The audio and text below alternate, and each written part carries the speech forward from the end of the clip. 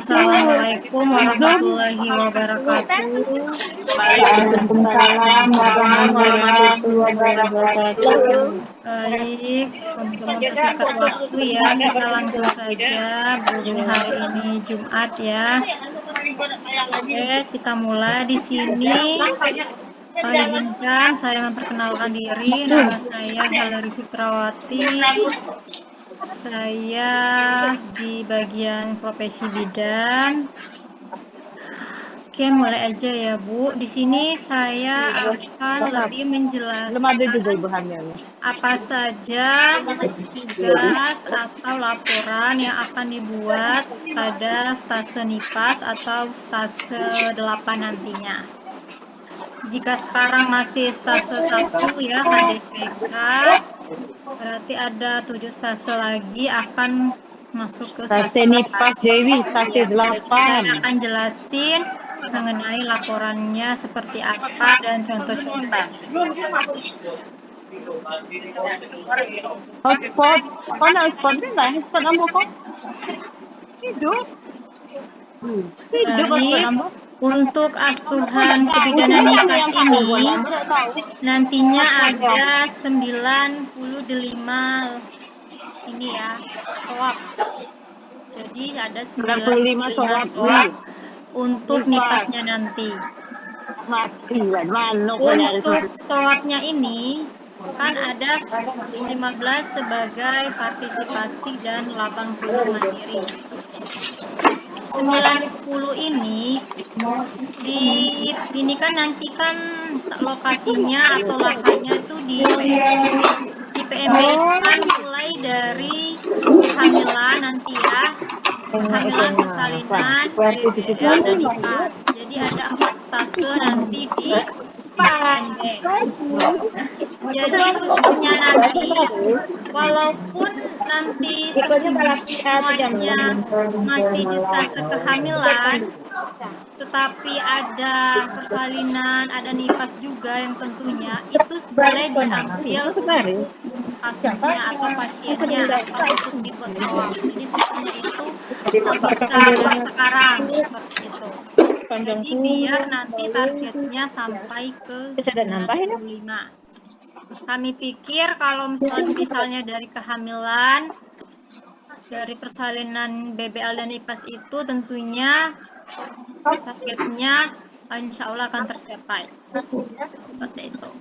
Terus di situ ada laporan pendahuluannya juga 1, CBD-nya 1, jurnal identitas 1, refleksi kasus 1, BST ini yang swab tadi ya, dan mini CX. BST ini biasanya itu dia membuat satu daftar tilik untuk sebagai ininya ya, contohnya untuk BST. Jadi ada daftar tilik 1 yang dipilih untuk ujian BST-nya. Birunya hidup tuh baru aktif. Oke, ini ya metode pembelajarannya. Seperti biasa, sebelum mulai ada pre-postnya ya, pre dulu. Nanti di akhir stase apakah target 95 itu tercapai atau tidak. Jadi ada post konferensi. Ini untuk bedside teaching BST.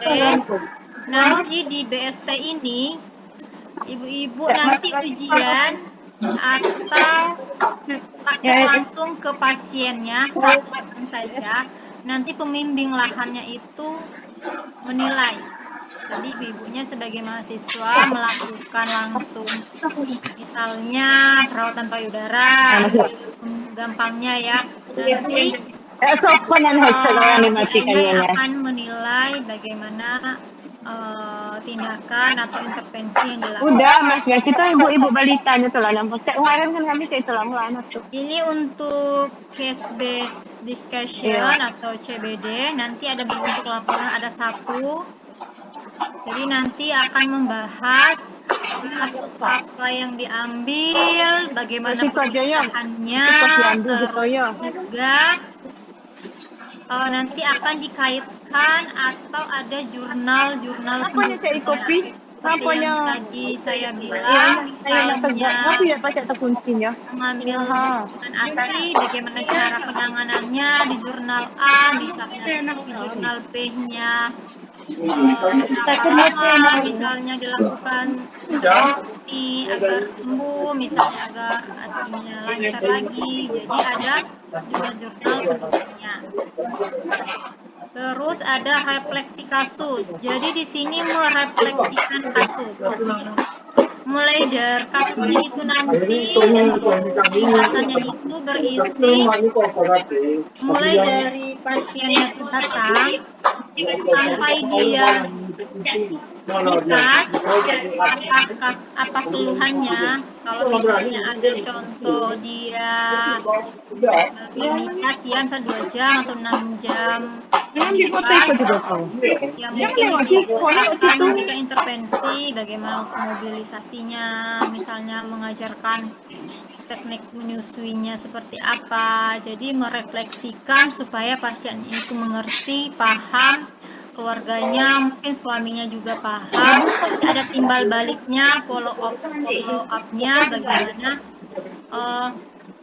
keluarga atau pasiennya itu mengerti. Jadi bagaimana merefleksikan kasusnya. Itu. Jurnal reading seperti yang sudah dibuat di KDPK kan sudah dibuat satu ya, jurnal reading. Jadi membandingkan atau kalau tidak membandingkan kita melakukan intervensinya sesuai jurnal yang dibaca, mungkin sama, mungkin berbandingan, mungkin di asuhan yang diberikan pada saat itu, cara misalnya kita anggap aja ya cara bendungan nasi, mungkin ada yang kompres hangat, kompres dingin misalnya ya, mungkin di jurnal lain ada intervensi terbaru misalkan kalaupun dapat jurnal readingnya sesuai asuhan yang kita temui, bagaimana efektivitasnya, apakah perlakuannya sama, apakah penyembuhannya berapa lama, itu apakah sama tidak antara jurnal reading yang kita baca sama asuhan yang telah diberikan. Ini UMP ya, 1 minute preceptor, tapi di 1 minute preceptor ini jadi bisa dilakukan sewaktu-waktu, misalnya kita mau bentar sayangnya.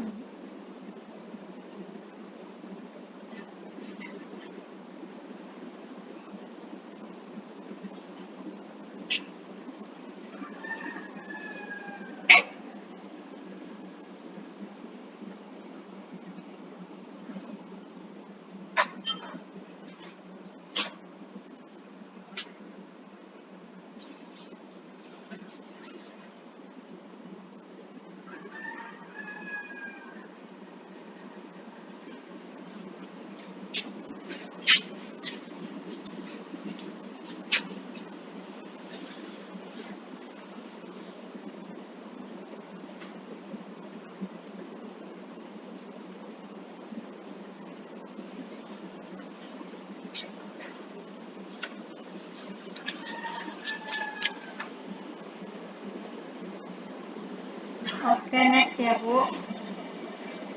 Kalau OMP itu 1 minute preceptor itu jadi suatu metode bimbingan klinik yang efektif digunakan dalam waktu yang terbatas. Jadi contohnya itu misal kita mau bimbingan pasiennya saat itu juga, walaupun reseptornya misalnya mengiyakan boleh langsung, jadi dia langsung saja cepat ya, biasanya cepat nah tuh dilakukan, jadi dia dinamakan 1 minute reseptor ya Raden. Mayudin itu lagi. Mayudin ada berapa? Nah, ini ada beberapa metode penilaian. Kalau penilaian ini ada DOPS, mini CX itu ujiannya sama lahan. Kalau seperti CBD tadi, journal reading, refleksi kasus, nanti yang nilainya itu pembimbing akademiknya. atau dosen di akademiknya. Kalau yang ini DOPS mini CX itu yang akan menilai itu adalah si ilahannya. Nanti ibunya ujian cari pasien, nanti ada format penilaiannya DOPS mini CX ini. Jadi saya tampilkan untuk contoh ini ya Bu. Ini lembar penilaian DOPS-nya. Nanti tinggal CA-nya menilai di sini berdasarkan lembar penilaian ini. Jadi rentang nilainya itu ini ya. Misalnya ya sesuai yang dilakukan. 1. Menunjukkan pemahaman indikasi anatomi terkait dengan teknik prosedur. Dia akan dinilai 1 sampai 11 itu. Nanti ditotalkan, ada tanda tangan si ilahannya dan akademiknya. Lunar readingnya seperti ini ya, ini format penilaiannya. Terus ini untuk mini CX-nya, nanti kami kirim jika belum punya. Ini untuk refleksi kasus. Refleksi kasusnya seperti ini. Jadi 1, 2, 3, 4, 5. Jadi mahasiswanya ada 5 misalnya. Jadi di sini yang ini 1 ini mahasiswa 1. Yang 2 ini mahasiswa nomor 2-nya siapa. Nanti di lembar kedua ini ada nama-nama mahasiswanya. Jadi gampang untuk menilainya. Ini untuk CBD-nya ya, format penilaian CBD-nya.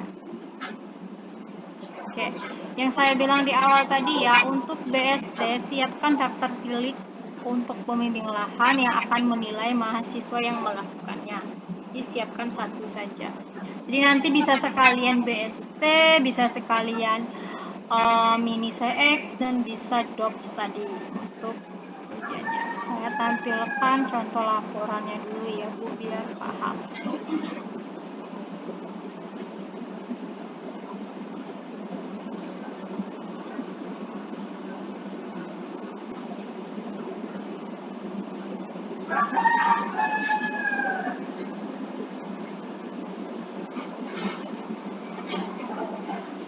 Nah, ini untuk contohnya ya. Kalau di sini ini contoh yang sebelumnya, dia itu ambil postpartum 2 minggu ya. Oke, kita fokus ke pembahasannya ya. Pembedanya itu di pembahasan antara journal reading.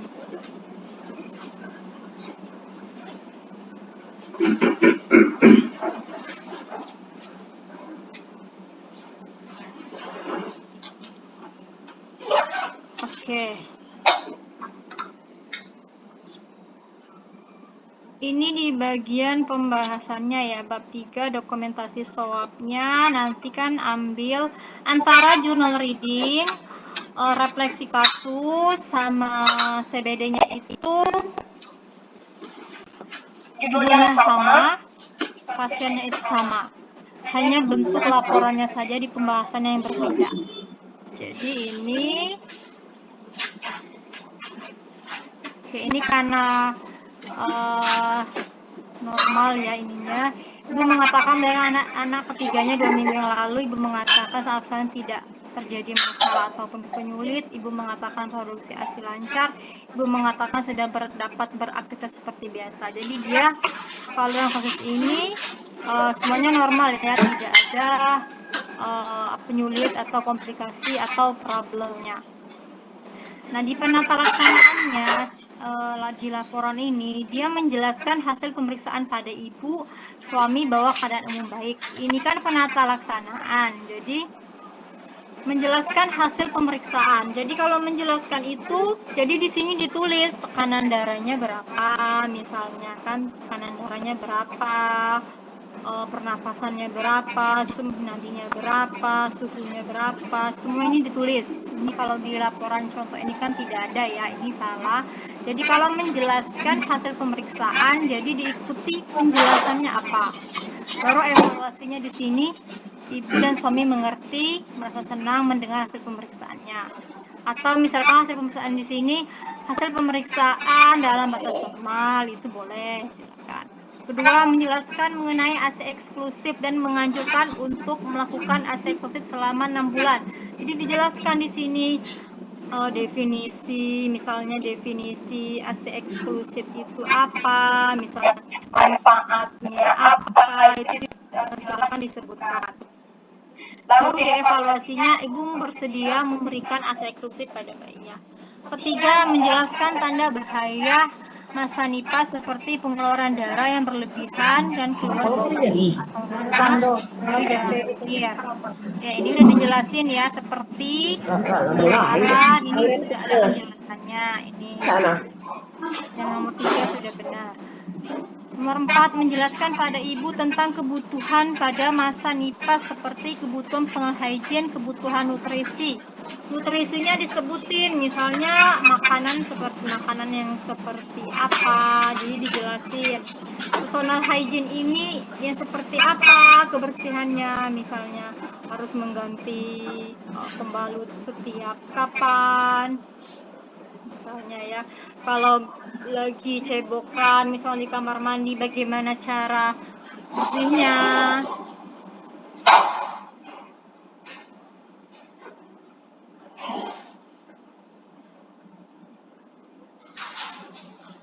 Berarti itu. Terus apalagi nih? Menjelaskan mengenai pola seksual yang dilakukan selama masa nipah. Oke, ini harus diberikan bagaimana pola seksualnya kalau lagi masa nipah. Jadi dijelasin, ini ada penjelasannya ya. Penjelasannya. Nomor 6, menjelaskan cara menyusui yang baik dan benar. Ya, kita jelasin teknik menyusui seperti apa. Itu kan ada beberapa langkahnya ya, caranya nanti dijelasin di sini. Jadi uraiannya nanti panjang ya, Bu. Terus menganjurkan untuk mempertimbangkan penggunaan KB sekaligus. Kalau misalkan di sini baru belum tahu KB, jadi dijelasin KB apa saja, misalnya indikasinya, kontraindikasi, misalnya efektivitasnya.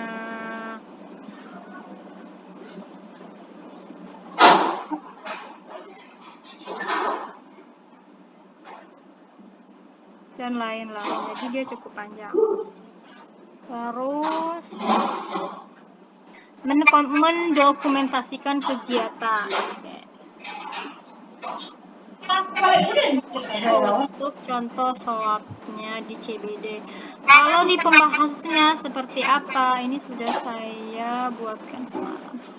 Terkait dengan case atau kasus, diikuti dengan beberapa jurnal yang mendukung sesuai dengan kasus. Jadi karena ini masih dalam kategori asuhan nipah yang normal, ya cari jurnal yang mendukung, bagaimana misalnya konseling atau KIE. Kalau nipah normal, apa saja yang dilakukan. Misalkan jika kasusnya ada problem, misalnya bendungan ASI atau mastitis atau abses, bisa dilakukan perawatan payudara. Kalau di jurnalnya adakah cara lain untuk mendukungnya atau pemecahan problemnya, ya boleh dimasukkan. Jadi sesuai dengan kasus yang didapat. Itu untuk di pembahasannya itu isinya seperti ini. Saya tampilkan juga untuk readingnya dulu, bedanya ya. Ini untuk specification-nya ya. Jadi dia intinya di sini ada beberapa jurnal yang mendukung sesuai dengan kasus yang diambil.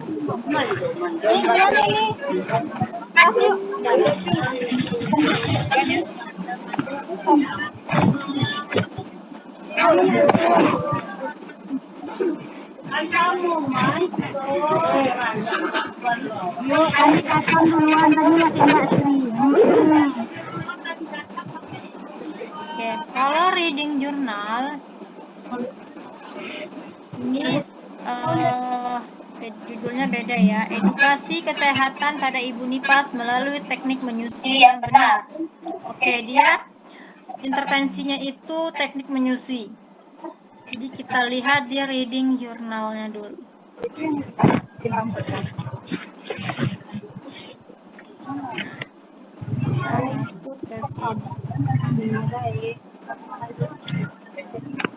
Oke. Penulisnya siapa nih? Wenti Cynthia Mutiara Rina. Nah, tahunnya jangan lupa ya. Tahun berapa? Jurnalnya jurnal apa di sini disebutin? Judulnya apa? Populasinya siapa dan berapa? Intervensinya apa? Edukasi kesehatan pada ibu nipas. Comparationnya kan tidak ada ya, jadi di strip aja. Kalau dia ada comparationnya itu biasanya perbandingan teknik ini dan teknik itu. Tapi kalau di judul ini kan tidak ada, hanya edukasi saja. Jadi dia cuma satu. Tidak bunyi ya itu. Kalau outcome-nya itu dia hasil penelitian di jurnal ini. Setelah dibacakan ada hasil penelitiannya tuh. Hasilnya dan pembahasannya nanti silakan dikopas dimasukkan ke sini. Itu untuk caranya. Ini untuk hasilnya ya, bedanya hasil pembahasan sama CBD. Kalau CBD tadi dia diikuti dengan jurnal yang mendukung, ada beberapa jurnal yang mendukung. Sedangkan kalau di sini dia membandingkan asuhan kebidanan yang dilakukan dengan jurnal yang ada. Antara asuhan yang kita lakukan sama dengan jurnal yang didapat, itu dibandingkan. Atau jika tidak perbandingan, atau asuhan yang dilakukan sesuai dengan jurnal yang ada. Misalnya, ini kan edukasi tadi, teknik menyusui. Pada saat melakukan asuhan juga edukasi juga. Jadi kan sama tuh, intervensinya tuh sesama edukasi. Jadi ditulis di sini asuhan yang diberikan, edukasinya seperti apa, edukasi yang diberikan dijelasin. Nah, di paragraf selanjutnya itu bagaimana edukasi dalam jurnal itu sama yang kita lakukan, itu bisa nanti dituliskan di sini. Oke, nanti saya kirim ya ini. Seperti itu pembedanya. Oke, lanjut ke refleksi kasus ya.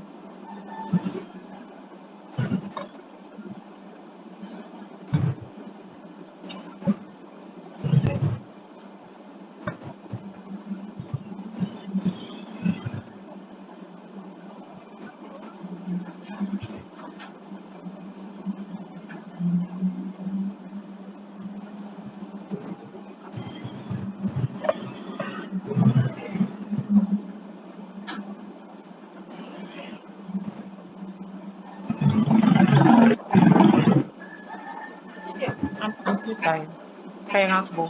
Kok naik ngabo?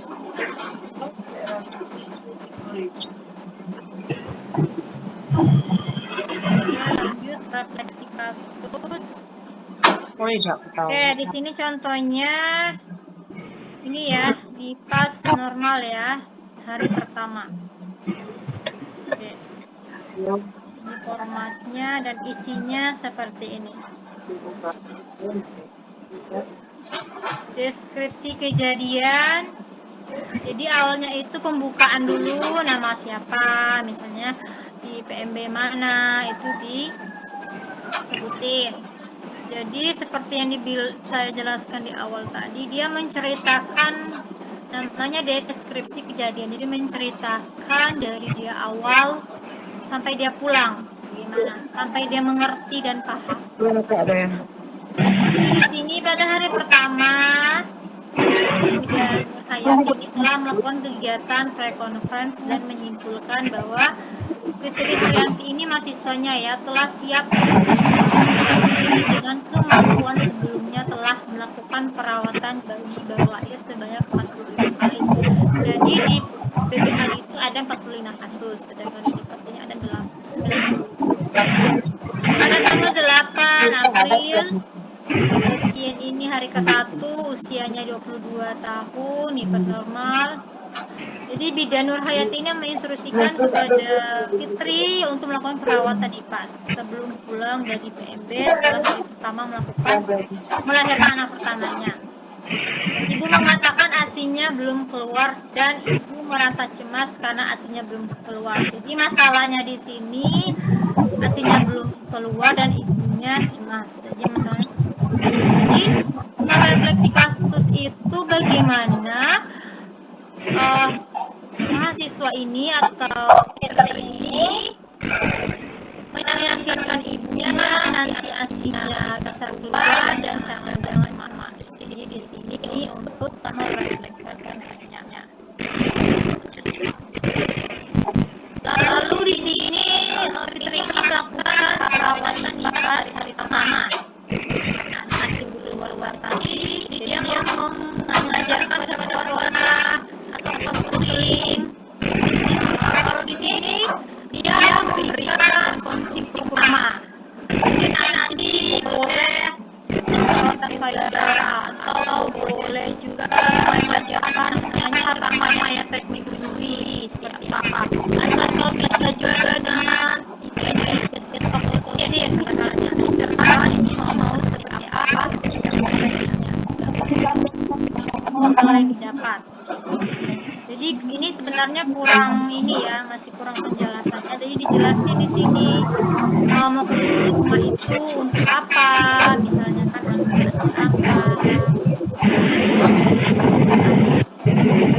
manfaatnya apa, misalnya ya seperti itu. Terus paragraf selanjutnya ini bisa dijelasin cara minumnya gimana, misalkan konsumsinya ya kapan, misalnya 2 hari sekali atau 3 hari sekali seperti itu. Nanti baru di selanjutnya nanti apakah pasien itu dan keluarga mengerti yang dilakukan. Kalau misalkan nanti dia mengerti, misalnya paham setelah kita follow up, jadi kasus yang kita ambil ini, refleksi kasus ini dilakukan. Evaluasi sisi negatif, sisi positif.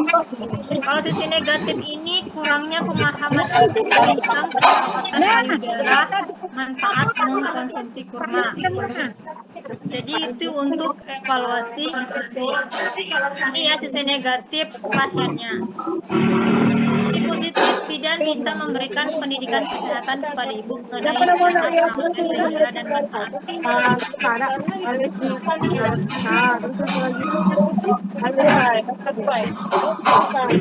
Ini untuk analisisnya, jadi menganalisis asuhan IPAS setelah diberikan ibu sudah dilakukan dan diajarkan perawatan payudara, terus bidan juga mengetahui manfaat kurma yang baik untuk meningkatkan produksi ASI. Kesimpulannya, salah satu peran bidan adalah fasilitator dalam memberikan konseling serta dukungan kepada ibu dalam perawatan IPAS. Tindak lanjutnya, oke, nanti kan di tindak lanjut tuh ada kunjungan lagi kedua, kan itu baru hari pertama. Kunjungan keduanya nanti seperti apa sampai ke kunjungan keempatnya untuk tindak lanjutnya. Kami tampilkan juga untuk beberapa kasus yang bisa diambil.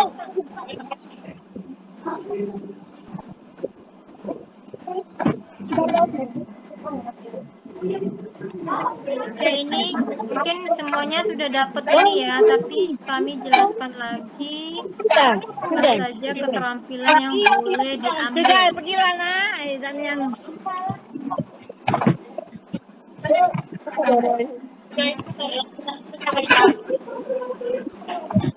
Oke, ini ya Bu, di masa NIPAS poin 8 nanti boleh dibuka daftar keterampilannya yang poinnya 43. Jadi yang poinnya 43 boleh diambil. Jadi pada pre-conference nanti ibu-ibunya itu udah nentuin apa aja yang ya ada bayangan lah ya apa sekiranya di PMB nanti kasus yang ada. Di nomor 4 itu mengidentifikasi masalah dan gangguan pada NIPAS. Ya, biasanya ada itu. KIE tanda bahaya NIPAS ada kalau di PMB itu. Konseling ibu NIPAS dengan masalah gangguan psikolognya. Itu ini boleh diambil. Melakukan edukasi tentang menyusui, pijat oksitosin, pokoknya yang poin 4.3 ya. Tata laksana pada ibu menyusui, pemeriksaan evolusi, perawatan luka jalan lahir, perawatan payudara, pumping, tata laksana pengelolaan ASI, perawatan luka operasi sesar, senam nipas, pemberian suplemen vitamin dan mineral, perawatan hematom jalan lahir, dukungan psikososial pada ibu yang kehilangan bayi. Banyak ya kasusnya. Kalau yang poin 2 ini ya, ini bukan ranahnya profesi, ini ranahnya sarjana. Edukasi tentang masalah masa nipas, mengidentifikasi masalah seksualitas pasca nipas, ini banyak ya. Ke konseling keluarga bencana. Oke, itu banyak ya.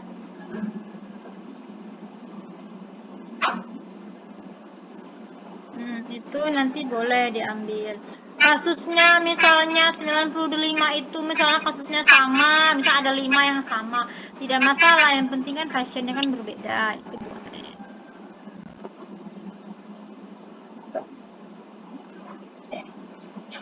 Ini juga banyak, mungkin yang kasus-kasus lain juga banyak ya. Kalau kehamilan kan ada semua ya di sini ya, Bu. Tinggal nanti pilih saja.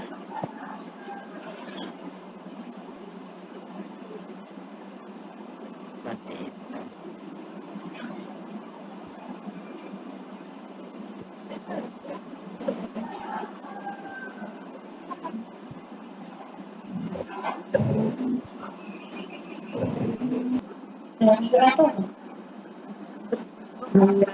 Masuk ya, Bu ya?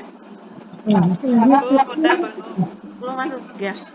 Oke, jadi pada hari ini langsung ke teknisnya saja karena ibu-ibu sebelumnya kan sudah dapat ya ada dosen yang lain. Hanya topiknya saja kalau di stase ini stasenya gawat daruratan. Eh,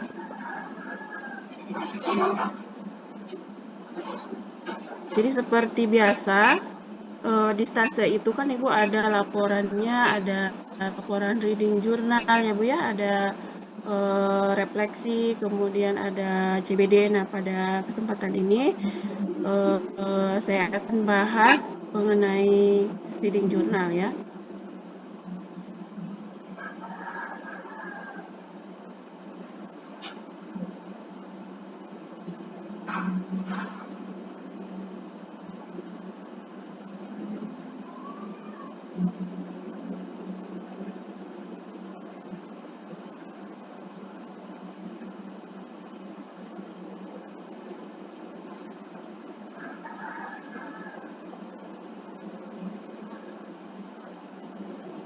Gimana Bu? Masuk ke stase 1 masih aman ya? Cuman 2 laporannya kan kalau stase 1 reading jurnal sama bedside teaching aja ya. Nggak ada refleksi sama CBD. Nah, jadi ini mumpung Ibu di stase 1 ini harus terus aja kita review untuk mengenai reading jurnalnya. Nah, untuk stase 11 ini kegawat dauratan maternal dan neonatal.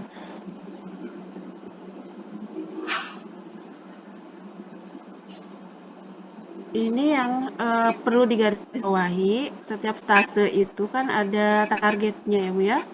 Nah, yang Ibu lihat di sini targetnya kalau nggak berubah 4. Jadi 4 itu maksudnya ini ada laporannya CBD-nya 1, jurnal reading-nya 1, refleksi kasusnya 1. Satu lagi bedside teaching ya. Ada bedside teaching. Nah, ini yang akan Ibu setiap stase ada targetnya masing-masing seperti ini. Jadi ini nggak banyak ya kalau di TMS itu targetnya nggak terlalu banyak. Untuk tingkat kompetensi yang akan Ibu ambil itu harus melakukan secara mandiri ya. Itu pada tingkat 4 dan tingkat 3 itu masih di bawah supervisornya kayak bedside teaching itu bersama reseptor lahan ya Bu ya. Jadi itu arti tingkat 3 itu dilakukan di bawah supervisi. Nah, kalau secara mandiri Ibu berarti dilakukan secara mandiri sendiri ya. Nah, ini untuk metode pembelajarannya ya, dan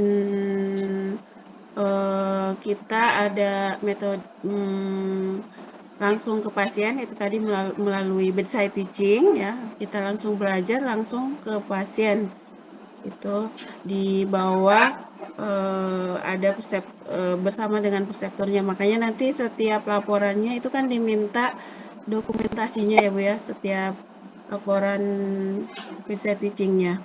Dan untuk penilaian di akhir atau di setiap boleh evaluasi itu kan di setiap setelah Ibu melakukan mengambil target itu ada kita menggunakan mini CX ya. Nah, langsung saja Bu ke metode kalau misalnya familiarnya Pressjur ya kalau misalnya mau ujian. Nah, jadi presentasi jurnal.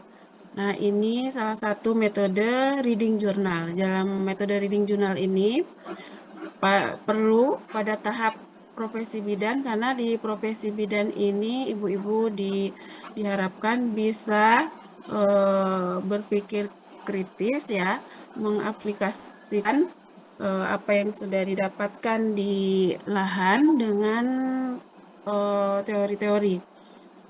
Jadi kalau khususnya di stase KGD ini sebuah pendekatan di mana mahasiswa bidan itu diminta untuk membaca ya, Ibu kembali lagi ini saya lihat sepertinya sudah senior-senior tapi harus bisa menganalisis ya.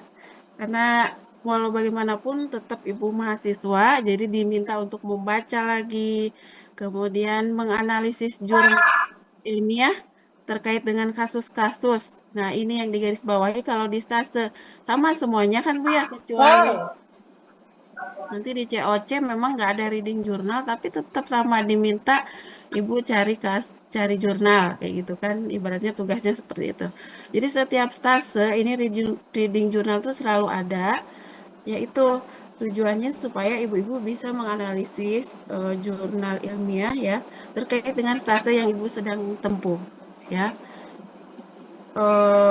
Tujuannya untuk memperdalam pemahaman tentang teori dan praktek yang relevan.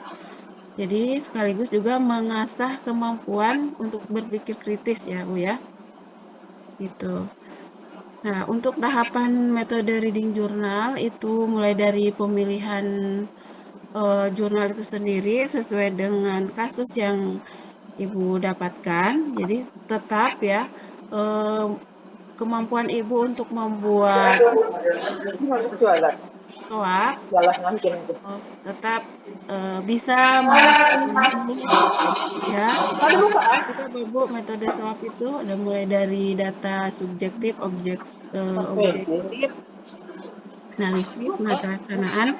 Nah, kemudian baru kita laporannya kan seperti itu ya Bu ya. Baru kita ambil satu topik yang sesuai dengan kasus yang Ibu dapatkan. Ya. Memilih contohnya kalau di KGD itu kan banyak kasusnya Bu ya. Anemia pun masuk ke dalam KGD ya Bu ya. Misalnya cara satu kasus mudanya anemia misalnya atau perdarahan antepartum dan seterusnya. Mungkin itu kemarin sama Bu Rudi sudah disampaikan belum ya? Keterampilan atau nah ini ya keterampilannya Bu ya, daftar keterampilannya sudah belum Bu? Nanti kalau misalnya belum boleh kita lihat apa saja keterampilan di kegawat daruratan maternal neonatal. Nah itu Ibu harus jeli ya memilih jurnalnya. Sudah dapat jurnalnya Bu, yang pasti itu sudah kita sesuaikan dengan kasus yang Ibu dapatkan ya pasiennya. Kemudian dibaca ya jurnalnya, namanya reading jurnal. Berarti kan Ibu diharuskan membaca, setelah dibaca dan dianalisis apa isi dari jurnal tersebut, dan itu nanti akan membuat ringkasan ya, seperti ringkasannya itu seperti tabel Bu ya, tabel kalau Ibu sudah masuk stadium 1 mungkin sudah disampaikan juga metodenya yang Picot itu ya Bu ya. Nah, itu diringkas di situ. Ibu masukkan mulai dari judulnya, tahunnya, kemudian penulisnya ya, kemudian ada intervensinya apa, outcome-nya apa ya, kemudian waktunya kapan. Nah, kenapa ada itulah masuk ke diskusi. Nanti kita diskusi di situ berdasarkan laporan penyusunan laporan ibu-ibu semuanya. Ini manfaatnya mungkin udah bosan ya Bu ya. Udahlah Bu, kita cepat secara poin-poinnya aja. Ini manfaat metode reading journal, pemahaman secara teoritis. Jadi teorinya tetap harus dipahami, kemudian keterampilan menganalisis, keterampilan komunikasi ya. Kemudian, nah ini yang tadi saya sampaikan untuk membuat ringkasan di tabelnya. Jadi yang biasanya sering digunakan metode Picot ya Bu ya, metode ini singkatan ada P-nya population atau pasiennya apa ya, populasi dalam jurnal itu apa, atau misalnya kan nggak semua jurnal itu misalnya bukan populasi atau pasiennya, sasarannya ya menjadi fokus penelitiannya. Kemudian I-nya itu intervention. Intervensi itu jadi Ibu mesti jurnal di sini karena di sini kalau metode Picot itu ada intervensinya, kebanyakan Ibu pakai yang eksperimen ya. Eksperimen yang kuasi eksperimen itu kan ada 2 kelompok karena di situ ada comparison juga, ada perbandingan. Namun kalau misalnya tidak ada, itu Ibu bisa pakai yang satu kelompok, nanti ditambah lagi jurnalnya misalnya tidak hanya satu penulis satu judul satu pengarang itu bisa ditambah lagi untuk jenis satu topik ini. Contohnya kalau di gawat daruratan apa ya? Misalnya ya, yang tadi.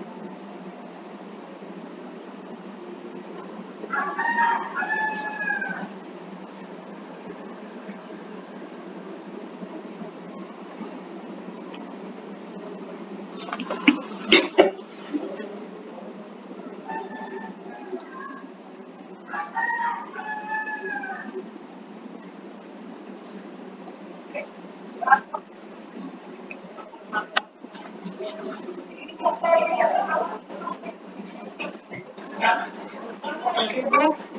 Kita lanjutkan. Mohon maaf ya, ada gangguan sedikit. Ada di sebentar, Ibu. Nah, ini intinya seperti jurnal itu inilah ya, Bu ya. Tabel inilah yang pakai mudah kok. Jadi kalau populasi itu kan siapa subjek penelitiannya, kan itu juga sudah melewati tahap sarjana, jadi sudah paham.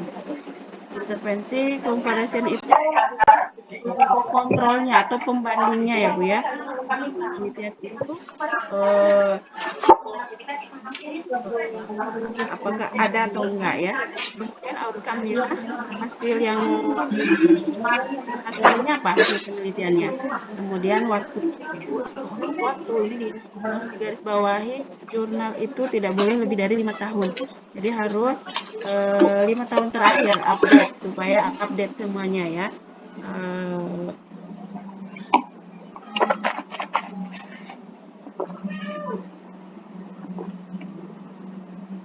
Nah, kalau kita kan sudah menentukan ya di dalam tabel itu, maka nanti baru kita diskusi dengan mendiskusikan hasil dari ringkasan Ibu ke dalam kasus yang Ibu dapatkan gitu. Ini contohnya, contoh penerapannya. Misalnya ini pertanyaannya ya. Apakah penggunaan probiotik lebih efektif daripada placebo dalam mencegah diare pada bayi prematur dalam waktu 30 hari pertama kehidupan? Nah, jadi ketika membaca jurnal, mencari apa populasinya, apakah studi tersebut melibatkan bayi prematur, gitu. Kemudian intervensinya ada dua, ada satu penggunaan probiotik, ya. Kemudian penggunaan probiotik itu bagaimana caranya, intervensi itu seperti itu ya Bu ya, perlakuan gitu.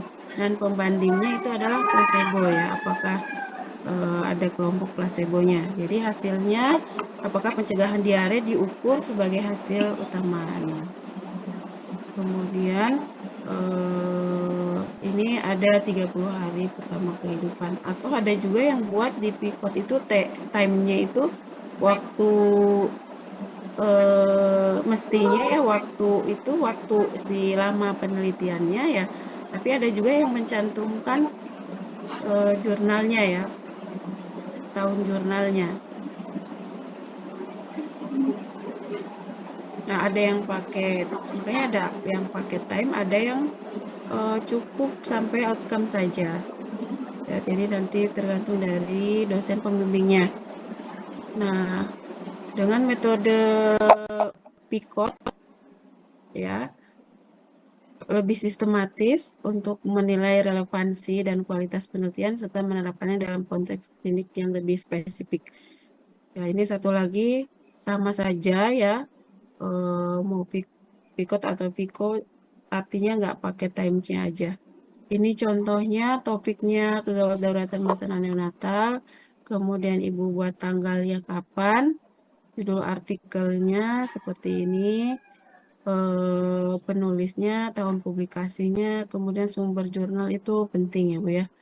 Nah, untuk sumber, kenapa balik lagi?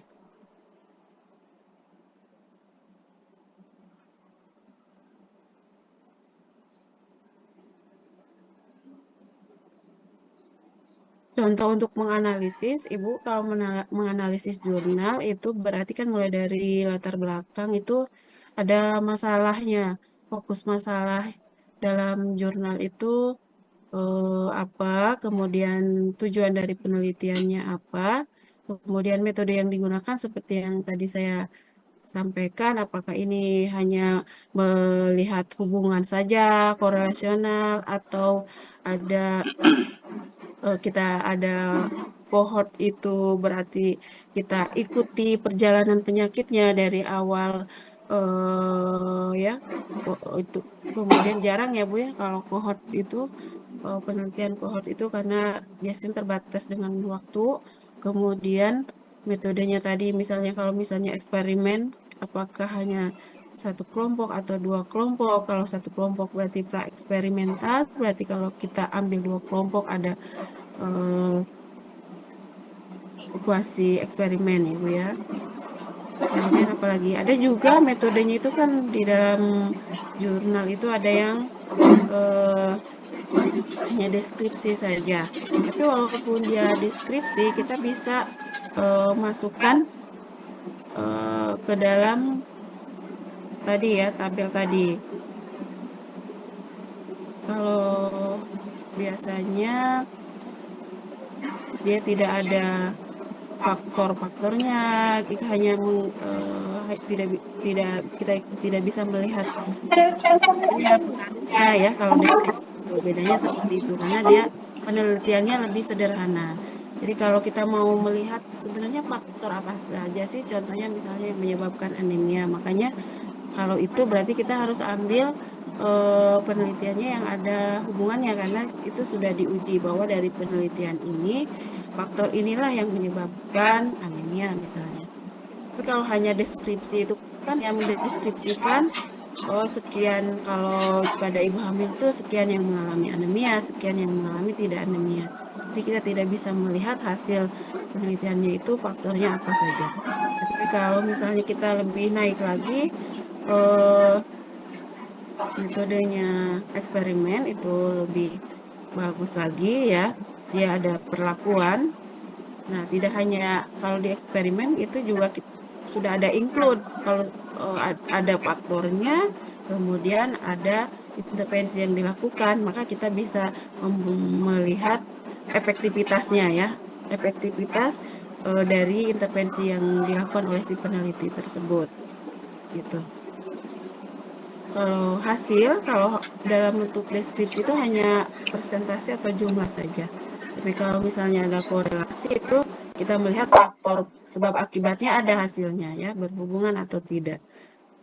Nah, kalau misalnya eh, eksperimen itu kan kita lihat ada pengaruh apa ada bagaimana efek apa lebih kalau perbandingan efektif yang kelompok A atau yang kelompok B misalnya seperti itu ya Bu. Eh, Kemudian ini cara mencari artikel ilmiah bisa menggunakan database akademik. Misalnya apa sih yang populer ya seperti Google Scholar ya yang mudah di Google itu kan ada menu tentang Google Scholar. Jadi Ibu bisa mencari melalui Google Scholar. Kemudian ada PubMed, ada ScienceDirect atau ada JSTO, ada ProQuest ya. Kemudian sekarang itu kan Ibu sudah mulai zaman digital ini sudah familiar dengan ChatGPT. Jadi lebih mudah lagi ketika Ibu dapat kasus ya sudah si AI ini kita manfaatkan, tolong carikan linknya gitu tentang kasus ini dan dia nanti akan kasih linknya. Jadi Ibu kemajuan teknologi ini dimanfaatkan untuk mempermudah Ibu ya mencari link jurnalnya. Dan itu sangat mudah sekali, Bu. Jadi semuanya bisa Ibu gunakan ChatGPT ini untuk mempermudah ibu-ibu semuanya dalam mencari artikel ilmiah. Tidak hanya artikel ilmiah saja, dalam Ibu membuat laporan pun bisa ya untuk membantu ibu-ibu semuanya. Tapi ini jangan disamaratakan. Mungkin kalau saya tipenya membolehkan, tapi ada juga mungkin dosen yang tidak memperbolehkan. Itu tolong disesuaikan ya Bu ya. Kalau saya boleh gitu ya. Tapi kalau misalnya ada yang tidak boleh, berarti Ibu lakukan sesuai dengan petunjuknya ya. Untuk mengakses jurnal spesifik, ini seperti jurnal, Ibu kan midwifery, jadi jurnalnya midwifery atau Woman Health, atau midwifery jurnal, ada BMC for pregnancy, childbirth ya Bu ya. Kemudian memanfaatkan, memang di kampus itu ada langganan ya, tapi sepertinya kurang tahu kalau bisa dimanfaatkan atau tidak untuk sekarang ini. Jadi Ibu eh, karena seperti kayak request itu kan harus ada ininya ya, bayar ya. Cari yang free aja Bu, lebih mudah. Nah, atau ini bergabung dengan komunitas itu juga memudahkan ibu-ibu semuanya ya. Kemudian ada ICM yang ada buku referensi.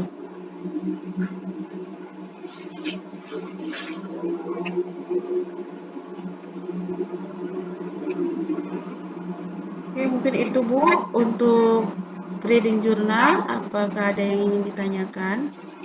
Boleh, silakan kita share atau sharing ya, atau diskusi. Mungkin ibu-ibu semuanya ada yang lebih ilmunya, boleh teman-temannya di-sharing ke teman-temannya, atau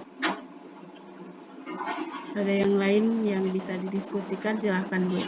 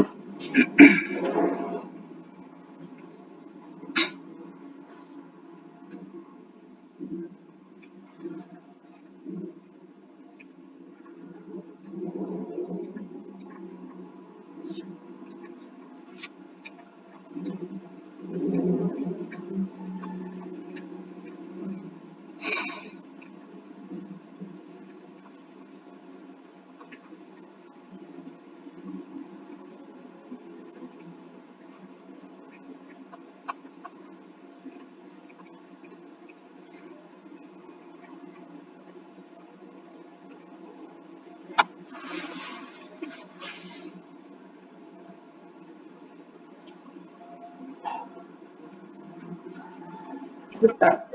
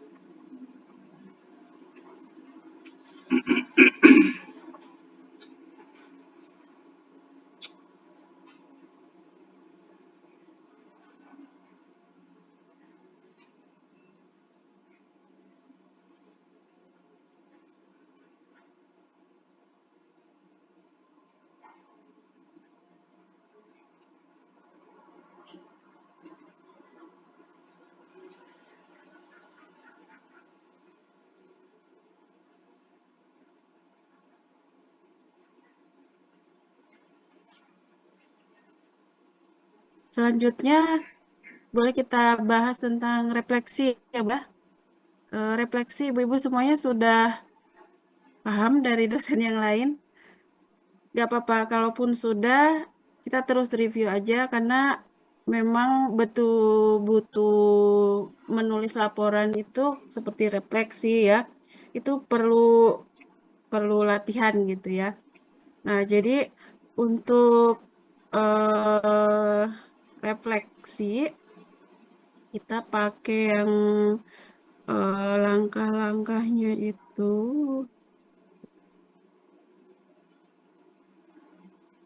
Jadi urutannya itu kita yang pakai yang metode yang Gibbs ya. Yang jadi circle-nya atau eh, apa ya susunannya gitu ya. Susunannya itu mulai dari description itu kita menggambarkan ya, karena di situ pengalaman eh, sebelumnya tetap ya topiknya dulu. Jadi topik itu pengalaman apa yang Ibu dapatkan, kasus apa selama stase KDP kegawat daruratan ini, ya. Contohnya pendarahan ya, atau neoteri misalnya, atau solusio atau apa yang lainnya. Nah, jadi selama Ibu di stase kegawat daruratan itu, Ibu buat tulis ya, deskripsikan. Ya, deskripsikan itu kan berarti eh, mulai dari pasien datang ya, kemudian Ibu anamnesis ya kan, hasil anamnesisnya atau data subjektifnya seperti apa, seperti itu loh Bu. Jadi riwayatnya apa ya namanya deskripsi itu mulai dia datang sampai dia pulang ya. Mendeskripsikan pasien datang sampai dia penata laksanaan apa yang dia dapatkan gitu. Nah, biasanya yang diambil untuk kalau kita ibaratnya merefleksikan diri itu kan, kalau kita sudah dapat kasus ini, mau kita refleksikan apa pasien ini kan kasus nih seperti ini, pasiennya datang seperti ini, terus kita penanganannya seperti ini, apakah nanti ketika ada pasien datang lagi gitu ya, karena ada evaluasi dari hasil kita dapatkan pengalaman kasus itu, mau kita evaluasi cari teorinya apakah sudah sesuai penata laksanaan yang sudah saya lakukan itu apakah sudah sesuai. Makanya ada evaluasi itu, makanya setiap refleksi itu kalau saya selalu Ibu coba dicari teorinya, ini penanganannya seperti ini di rumah sakit kan, kalau KGD ada yang di rumah sakit, mungkin kalau yang udah bonet bisa ya di puskesmas, ataupun bisa jadi misalnya dapat di PMB-nya. Nah, itu apakah sudah sesuai dengan teori atau belum? Itu makanya kita analisis ya, dievaluasi. Pengalaman Ibu melakukan penanganan ini sudah sesuai atau belum? Atau sekarang sudah ada yang terbaru gitu. Kita masih pakai penanganan yang lama. Nah, jadi bedanya kalau direfleksikan itu ada tahap karena kalau writing refleksi kita menuliskan nah, contohnya kalau ada yang contoh dari prodi mungkin ada feelingnya gitu ya, feelingnya ke ke apa pada saat Ibu mendapatkan pasien ini seperti apa gitu ya, karena kan di stase kegawat daruratan ini namanya kegawat daruratan ya, jadi ada hektiknya juga gitu kan, itu boleh dibuat ya ininya narasinya gitu. Setelah kita deskripsikan alur pasiennya mulai dari datang sampai penanganannya ya, itu feelingnya pun boleh dibuat. Nah, yang kemudian kalau sudah ada evaluasi atau analisis itu perlu conclusion. Berdasarkan pengalaman itu kesimpulannya bagaimana gitu ya Bu ya. supaya kita bisa membuat action plan-nya untuk ke depan, rencana ke depannya, impact-nya itu lebih spesifik gitu. Jadi sebetulnya model refleksi itu Bu ada yang kalau essay itu kan naratif, ada yang skenario buat seperti skenario. Kalau misalnya ada dosennya juga yang mau tidak laporan, misalnya hanya video, misalnya atau buat seperti note apa itu audio itu bisa seperti kita storytelling gitu Bu, kalau refleksi.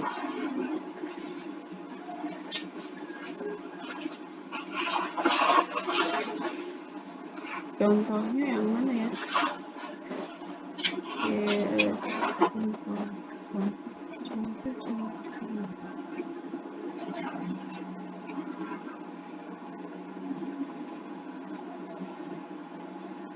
Ini yang sering dipakai ya, contoh yang sering dipakai berdasarkan salah satu aja ya. Ada yang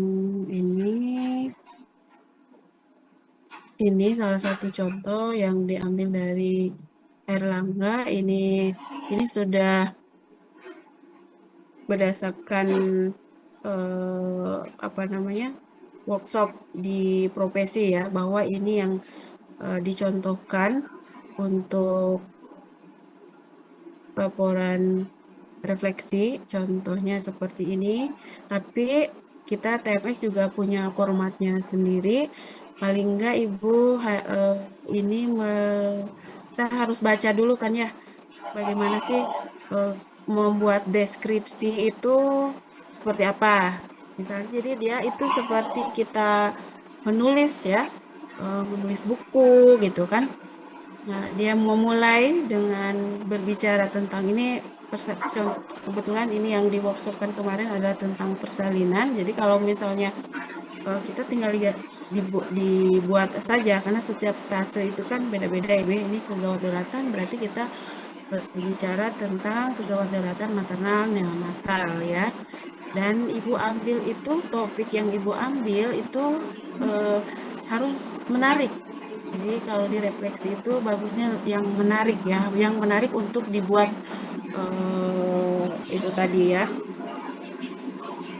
supaya feelingnya pun masuk gitu ya, karena refleksi itu sesuatu yang pengalaman yang Ibu dapatkan ya, dan dia berkesan ya, dan kemudian nantinya akan direfleksikan.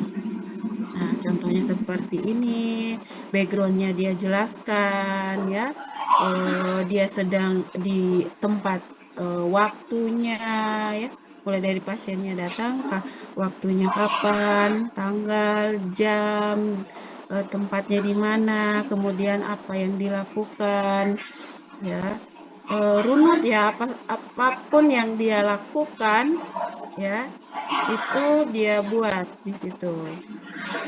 Kemudian ini masih deskripsi namanya Bu ya, apa yang dia kerjakan ya. Makanya tadi urutannya kan kalau kita sesuai dengan kita gali data subjektif ya, baru objektif gitu ya. Kemudian setelah didapatkan data objektif, kemudian kita bisa menganalisis.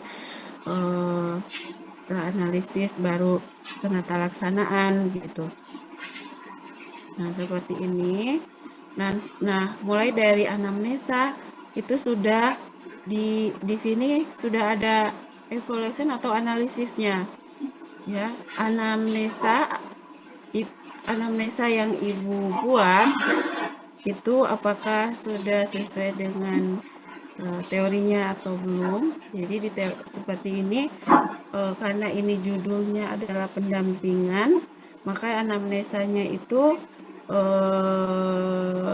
ini kan kalau ini seperti ini kalau contohnya ya. Jadi yang pertama Ibu buat itu apa masalahnya? Ya itu yang akan digali ya Bu ya. Gitu. di keluhannya itu sesuai dengan keluhan ya kan?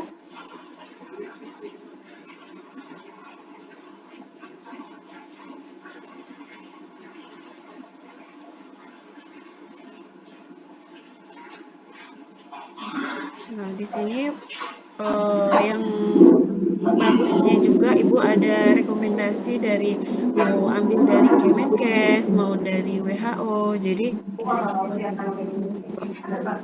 namanya tiap tindakan atau tata laksana kita kan acuannya ke situ ya Bu ya. Nah, baik seperti itu untuk teorinya, teori-teorinya. Jadi saya sarankan kalau refleksi itu setiap reflection atau analisisnya Ibu masukkan teori-teorinya setiap prosesnya, mulai dari proses anamnesa, kemudian eh, penata laksanaannya juga. Ibu kalau sampai sini, kalau masih bingung berarti Ibu harus belajar lagi ya. Refleksi.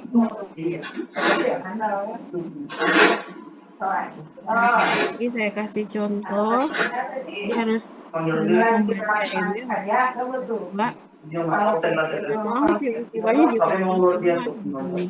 Karena Ibu sudah memutuskan untuk sekolah, jadi jiwanya jiwa mahasiswa yang selalu semangat ya Bu ya.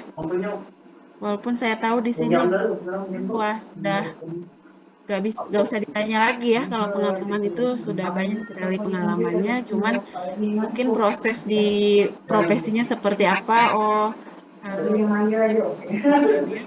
Ini berikutnya, contoh berikutnya juga seperti ini, bisa seperti ini ya Bu. Nah, mulai dari identitas. Ya, kalau di sini ibu-ibu sudah pernah sebelumnya menjadi perseptor itu udah ya. Ini contoh yang sudah ada. Nanti ibu sesuaikan dengan kasus yang ibu dapatkan. Kira ada lagi Bu yang mau mungkin ini sedikit yang belum bisa saya sampaikan. Mudah-mudahan Ibu semuanya tidak puas ya dengan apa yang saya sampaikan. Nanti Ibu bisa membaca kembali ya, lebih banyak membaca lagi supaya lebih paham lagi ya. Jangan patah semangat, harus semangat terus semuanya. Semangat, semangat dan satu harus digelorakan ya Bu ya. Sampai ke stase 11 nih kekhawatiran. Dan semuanya bisa berjalan dengan lancar. Ya, Ibu ikutin saja sebetulnya prosesnya dan akan mudah. Gak usah stres nanti akan dibimbing sama dosennya. Itu saja mungkin Bu ya.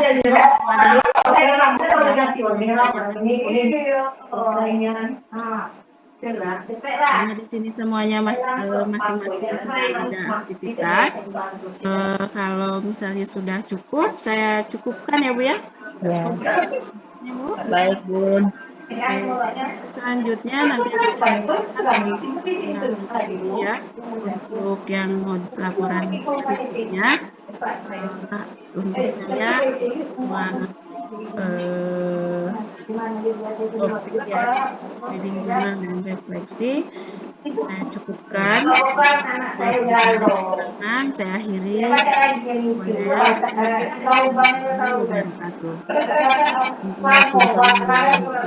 Kayaknya ini bisa dibantu. Mana Bu? Boleh kita akhiri? Diakhiri? Baik Bu, terima kasih ya atas partisipasinya. Assalamualaikum warahmatullahi wabarakatuh. Absennya gimana, Bun? Apakah absen? Absennya Oh gimana? ya, absen. Waalaikumsalam warahmatullahi Maaf Bu, wabarakatuh. saya screenshot aja lah ya. Maaf.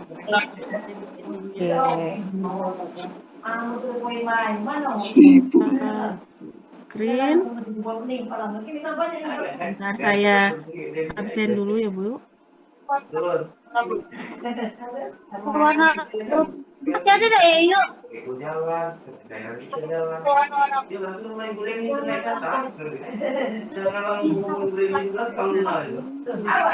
Slide saya mana ini kameranya? Minta jilbab yang itu tadi deh, yang putih itu Kang. Slide ketiga. Tolong dibuka ya Bu ya kameranya karena di sini nggak ada off kamera semua nih. Slide 3. Tolong dibukanya.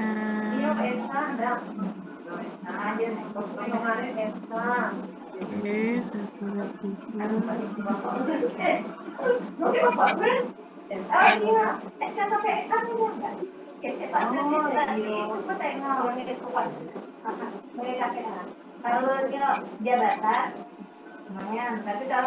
Ya, yang terakhir satu lagi Bu ya.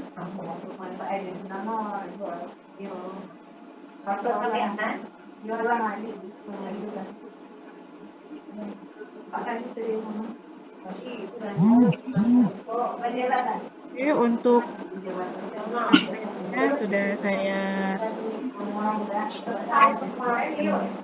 ini semuanya ya Bu ya. Semuanya ada berapa sih? Itu ya 90.